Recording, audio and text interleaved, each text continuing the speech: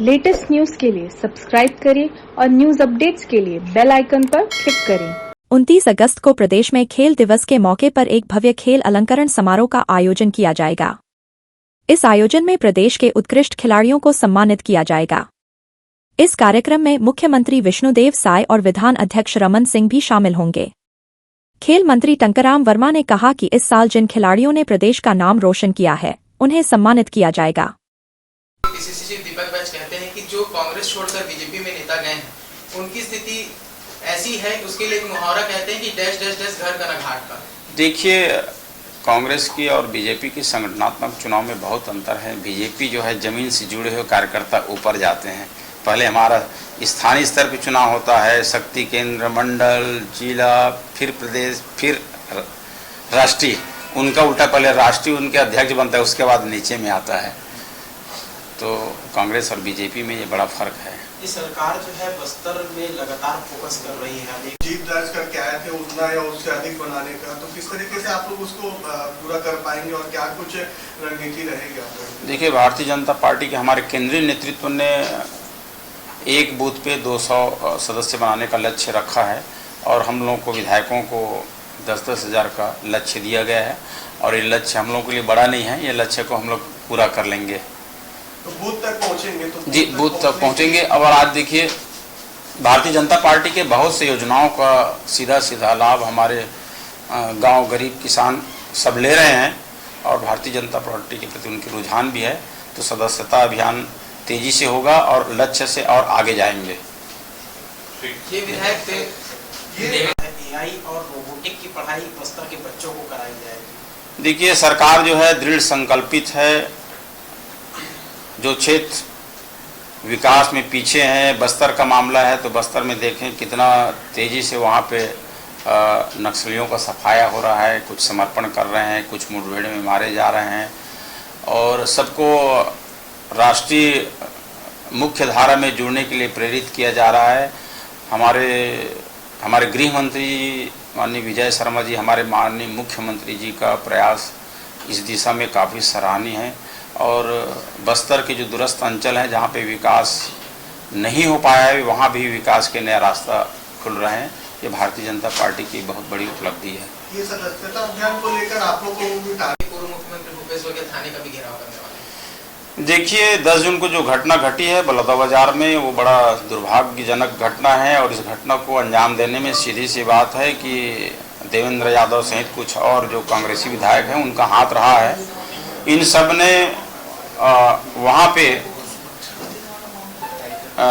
सभी संसाधन जुटाए हैं, जिसके कारण इतना बड़ा वहाँ पे उपद्रव हुआ और जो लोग दोषी हैं उन पे कार्रवाई हो रही है और जो बचे हुए हैं चिन्हांकित, उनके ऊपर भी कार्रवाई होगी। ये जो भिलाई में पूर्व मुख्यमंत्री भूपेश बघेल का आरोप है कि उनके काफिले के सामने कांग्रेस के लोग अब थाने का घेराव भी कर रहे हैं और प्रदर्शन भी कर रहे हैं। क्या कांग्रेस प्रदेश की जो शांत फिजा है, कानून व्यवस्था, उसको बिगाड़ने की कोशिश कर रही है? देखिए, ये लोग चाहते हैं कि यहाँ पे छत्तीसगढ़ प्रदेश जो शांत है, शांतप्रिय प्रदेश हैं और अच्छे विकास के काम हो रहे हैं, तो यहाँ पे उपद्रव करके यहाँ की शांति व्यवस्था है उनको बिगाड़ना चाह रहे हैं। और इसका जीता जागता सबूत जो 10 जून को बलौदाबाजार में घटना घटी, वो इनका एक बड़ा उदाहरण है। ये महादेव सट्टायक मामले की जांच अब सीबीआई करेगी, तो क्या लगता है? क्योंकि बदलाव तो करना है, लेकिन बहुत सारे गुट हैं, तो क्या लगता है कुछ संतुष्ट हो पाएंगे? ये उनका काम है संतुष्ट करना, और क्या करेंगे उनके निजी मामला है। और आप तो देख रहे हैं कांग्रेस की स्थिति छत्तीसगढ़ प्रदेश में क्या है। विधानसभा में सफाया हो गया और लोकसभा में भी सफाया हो गया।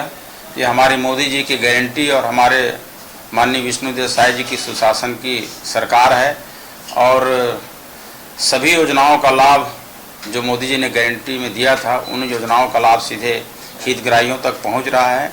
छत्तीसगढ़ में सभी लोग उत्साहित हैं और भारतीय जनता पार्टी के प्रति उनका झुकाव है और कांग्रेस में इसी बात का कला है कि उन्होंने दोनों चुनाव हार गए हैं और उनके पास कोई काम नहीं है।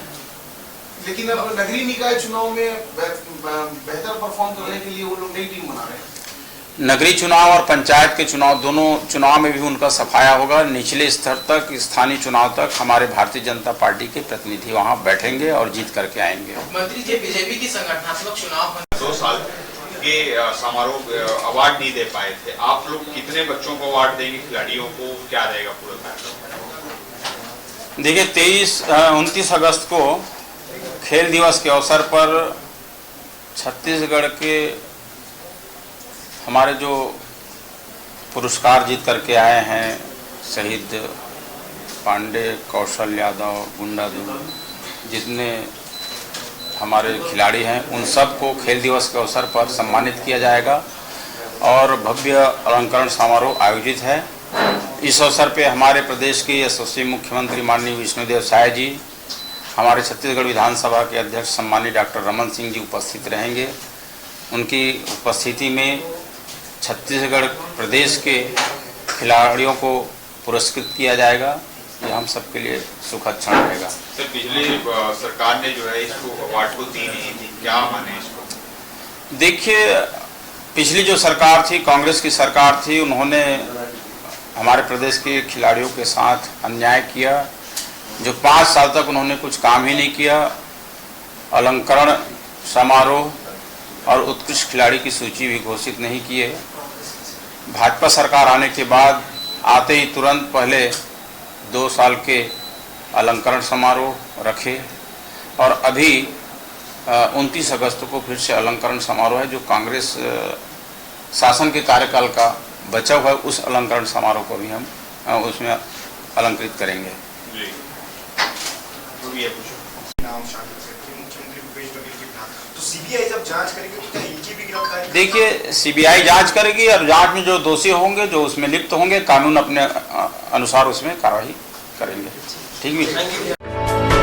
For more news updates, do subscribe, like, share and comment. Clipper 28